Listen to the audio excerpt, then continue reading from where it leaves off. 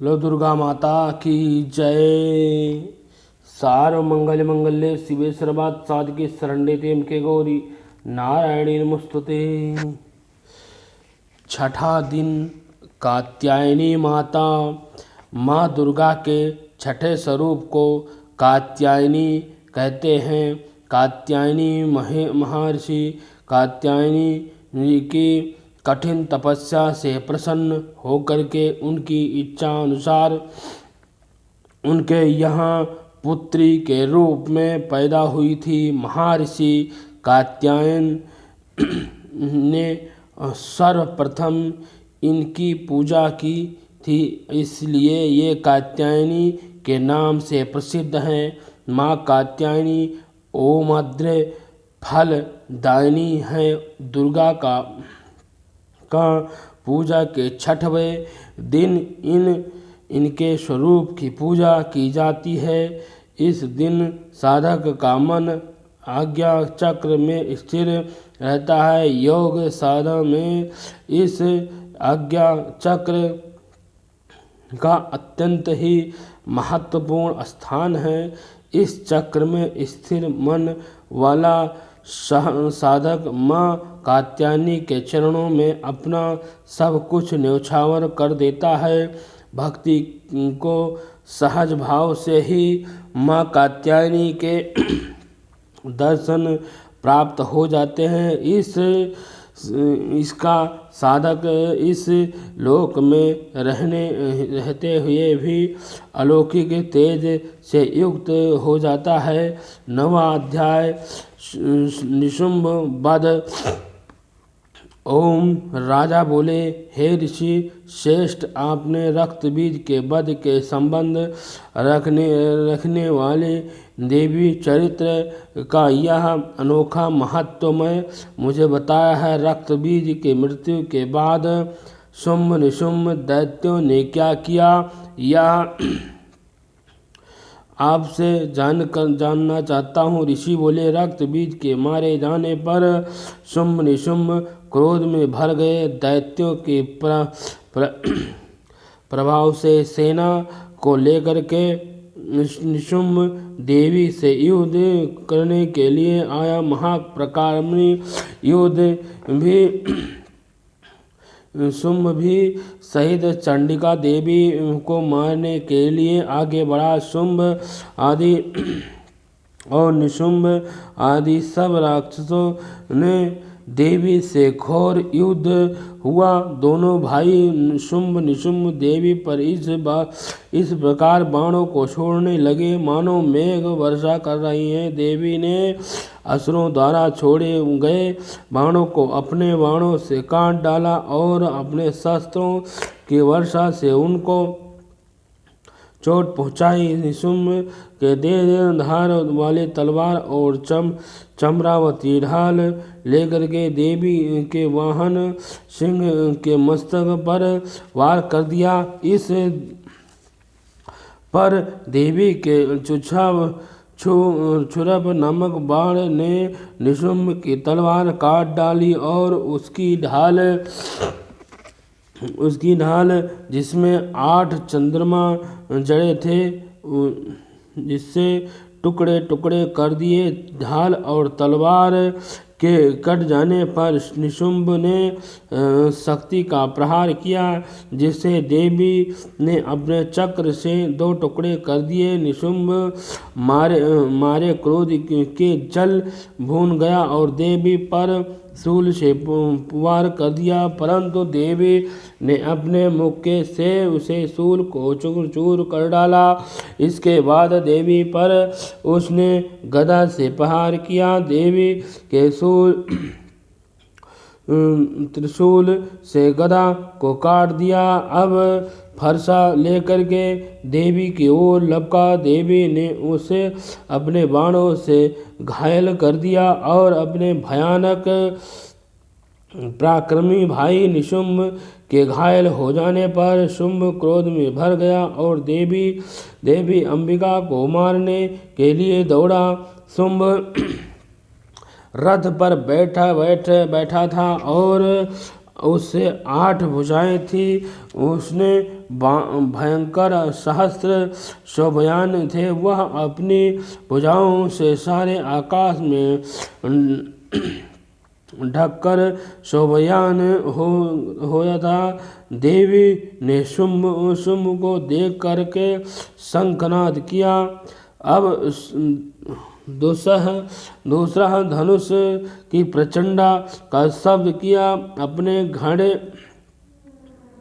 अपने घंटे के शब्द से चारों दिशाओं में प्रकाशित कर दिया। आवाज की से असुर सेना का तेज नष्ट हो गया। देवी के इस सिंह ने भी अपना दहाड़ से जिसे सुने बड़े बड़े बलवान का मद चूर चूर हो गया था। आकाश पृथ्वी और 10 दिशाओं में पूरित कर दिया।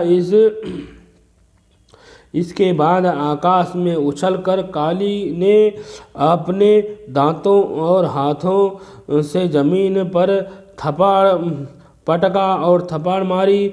उसका ऐसा करने से ऐसा शब्द उत्पन्न हुआ कि पहले से सारे शब्द शांत हो गए। शिव दूती ने असुरों को भय उत्पन्न करने के लिए अट्टहास किया, जिससे सुनकर सब राक्षस घबराए उठे और शुंभ को क्रोध में भर गए। देवी अम्बा ने शुंभ से कहा, अरे दुष्ट, खड़ा रहा। इस पर आकाश में सभी देवता हो जाएं तो बोल उठे। शुंभ ने वहां आकर के ज्वालाओं से युक्त एक भयंकर शक्ति छोड़ी, जिससे देवी ने उठे और हिंसनाद सिंहनाद का इतना घोर शब्द हुआ कि उनसे पहले के नाद को दबा दिया। शुंभ द्वारा चलाए गए बाणों को देवी ने और देवी द्वारा चलाए गए बाणों को शुंभ ने काट दिया। क्रोध में भरकर देवी चंडिका ने शुंभ और त्रिशूल चला दिए, जिससे मूर्छित हो गया। वह पृथ्वी पर गिर पड़ा। जब उसकी मूर्छित दूर हुई तो वह हाथ में धनुष लेकर के अम्बा के देवी काली तथा सिंह को घायल करने लगा। इसके बाद शुंभ ने 10,000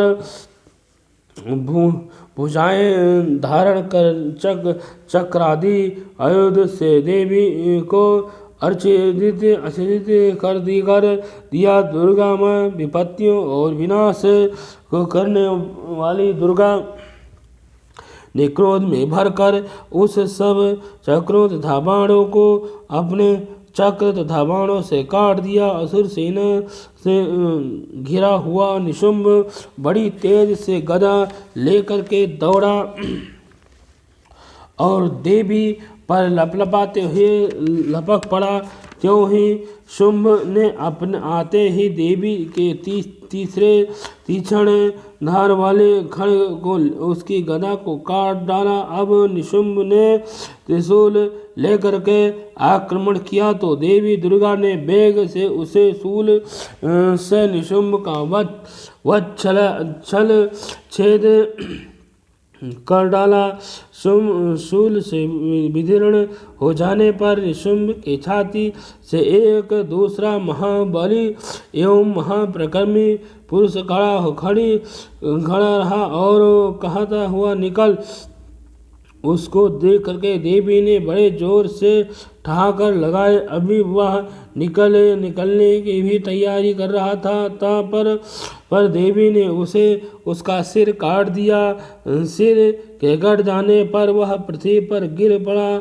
इसके बाद सिंह दहाड़ करके असुर का भक्षण करने लगा। काली और शिवदूती भी राक्षसों का रक्त पीने लगे। कौमारी भी की शक्ति से कितने ही महा दैत्य नष्ट हो गए। महाब्रह्मा जी के कमंडल से के जल से कितने ही असुर समाप्त हो गए।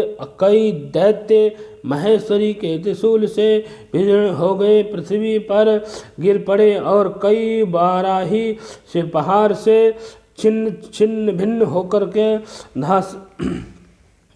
धसणी हो गए। वैष्णी भी इन्हें भी अपने चक्र से बड़े बड़े महाप्रकार में चछुर कचुम निकल करके यमलोक पहुँच गए। इनके साथ से छूटे हुए वज्र द्वारा कितने ही राक्षस यमपुरी पहुँच गए। कितने ही राक्षसों को काली शिवदूती और सिंह ने भक्षण कर लिया। 10वां अध्याय शुंभ का वध। मेघ और ऋषि बोले, हे राजन, अपने प्यारे भाई निशुंभ को मारा हुआ देख करके बहुत सी सेना से भी नष्ट हो जाने पर शुंभ के क्रोध की सीमा न रही। वह देवी को शब्द संबोधित करते हुए बोले, हे दुष्टी दुर्गा, तू अपने बल का अहंकार मत कर, क्योंकि तू तो दूसरों के बल पर खड़ी है। देवी दुर्गा ने उत्तर दिया कि हे दुष्ट दानव देवी, तो देख, मैं तो अकेली ही हूँ। इस संसार में मेरे अतिरिक्त दूसरा नहीं है। यह सब तो मेरे शक्ति हैं। यह देख तो अब सब मुझसे समा रहे हैं। इतना कहते ही ब्राह्मणी आदि सब देवियाँ दुर्गा के शरीर में प्रवेश कर गई तथा दुर्गा जी अकेले रह गई। देवी बोली, मैं अपने विभूति से अनेक रूप को यहाँ प्रकटती हुई उन सब रूपों को मैंने समेट लिया है। अब मैं युद्ध में मैदान में अकेले खड़ी हूँ, तू भी यहाँ स्थिर भाव से ठहर। ऋषि बोले, तब देवताओं और राक्षसों के देखते देखते ही देवी ने शुंभ को भयंकर युद्ध में छेड़ दिया और छिड़ गए। देवी दुर्गा ने सैकड़ों अस्त्र शस्त्र का प्रयोग किया। शुंभ ने भी भयंकर अस्त्र शस्त्र चलाए। इनके इस भयंकर युद्ध से तीनों लोकों का बयान हो गया। देवी द्वारा छोड़े गए अस्त्र शस्त्र शुंभ ने अपने अस्त्रों से काट दिया। इस प्रकार शुंभ द्वारा चलाए गए अस्त्र शस्त्र को देवी ने अपने भयंकर हुंकार से भस्म कर दिया। दैत्यराज शुंभ ने सैकड़ों बाण एक साथ चला करके देवी को ढक दिया, तो देवी ने अपने बाणों से शुंभ का धनुष भी काट दिया और धनुष के कट जाने पर शुंभ ने शक्ति का प्रयोग किया तो देवी ने उसे भी निश्चित कर दिया। अब दैत्यराज शुंभ अपनी तलवार को लेकर के देवी की ओर लपका, परंतु देवी ने उसे उसकी तलवार से के ढाल से उसको काट दिया। दैत्यराज का युद्ध में घोर मारा गया। रथ टूट गए और सारथी भी मारे गए। और अब शुंभ भयंकर मुदगर लेकर के देवी की ओर लपका, तो देवी जगदम्बा ने उसने अपने पहने बाणों से उसके मृदुंग को काट दिया और मृदुंग टूट जाने पर शुंभ बड़े ही वेग से देवी को मुक्का मारने के लिए दौड़ा, तो देवी ने जैसे ही देवी ने छाती पर मुक्का मारा तो देवी ने शुंभ को एक मुक्का मारा तो एक छाती पर मुक्का, एक धड़ा झपड़ी तो देवी का जड़ा हुआ। फिर दैत्यराज शुंभ पृथ्वी पर फिर गिर गया एक ही धपाड़ में, परंतु पुनः वह उठ करके खड़ा हो गया। तब वह दैत्यराज शुंभ अचानक उछल करके देवी को लेकर के ऊपर आकाश में उड़ गया। अब देवी आकाश में ही युद्ध के साथ युद्ध करने लगी। इस युद्ध में युद्ध सिद्धि और मुनियों को विस्मय और डर डाल दिया। इसके बाद देवी ने शुंभ के साथ काफ़ी समय तक के युद्ध किया। इसके पश्चात उसे उठा करके जोर से घुमा करके पृथ्वी पर पटक दिया। देवी ने पृथ्वी पर पटक जाने पर वह दुष्ट आत्मा पुनः खड़ा होकर के देवी का वध करने के लिए और उनकी ओर वेग से दौड़ा।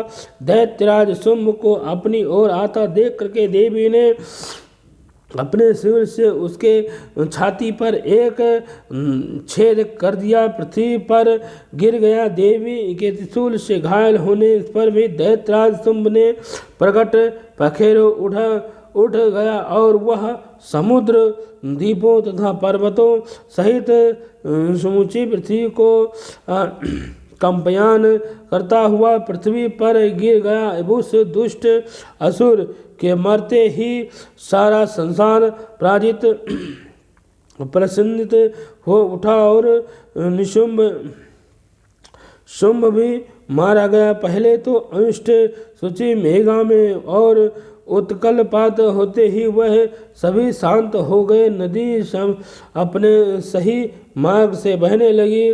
देवता गण बड़े प्रसन्न होकर के गंधर्व सुंदर देवी गाने गाने लगे, बाजा बजाने लगे, घंटा ध्वनि बजने लगे, अप्सराएं नाचने लगी, स्वस्थ वायु बहने लगे। सूर्य के उत्तम प्रभाव से वह यज्ञ दीपों की अग्नि माँ जो शांत हो जा गई थी अब वह प्रज्वलित हो गई तथा संपूर्ण दिशाओं में हाहाकार शांत हो गया।